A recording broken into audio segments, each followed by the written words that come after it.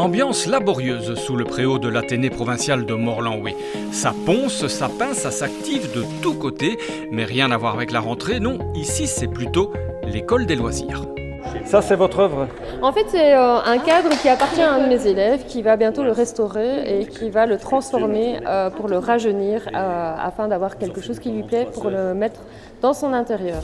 Jean-Claude a apporté cette vieille chaise d'enfant qu'il a retrouvée dans son grenier. Elle a servi à mon fils et à leurs petits-enfants. Et là, vous l'utilisez, vous voulez la rénover, pourquoi? Je la rénovais pour la mettre dans une pièce et après, quand j'en aurai marre, je crois que je vais l'offrir au musée du folklore. S'il accepte. Vous n'entendez plus d'arrière-petits-enfants? Je ne sais pas si maintenant ils vont utiliser ça encore, parce que c'est plus moderne.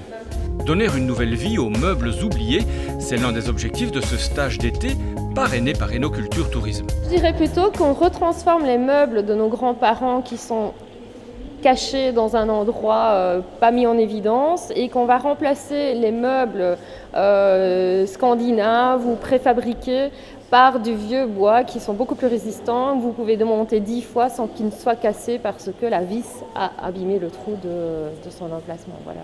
Après le bois, le papier. Si vous ne savez que faire de vos vieux journaux, cet atelier est fait pour vous.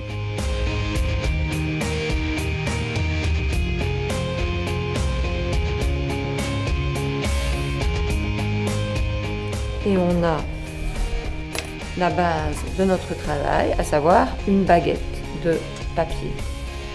Bien discipliné, le papier se prête à tous les emplois, paniers, poupées, abat-jour. Et au plus les largeurs sont importantes, au plus la lumière va pouvoir passer.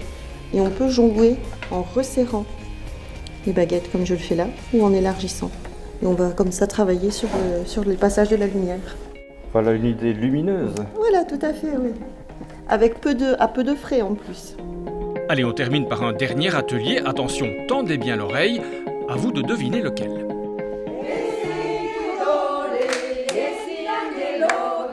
C'est quelle langue là? Alors ici, c'est des syllabes qui sont dépourvues de sens. Donc c'est pas une langue qui existe. C'est une mélodie qui a été inventée avec des syllabes qui ont été inventées sur le modèle de la chanson Sanomi d'Urban Trad par exemple, qui ne veut rien dire.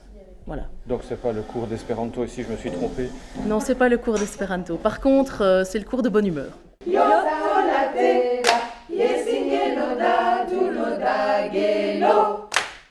Vous travaillez votre voix, c'est en prévision des élections? Bien sûr.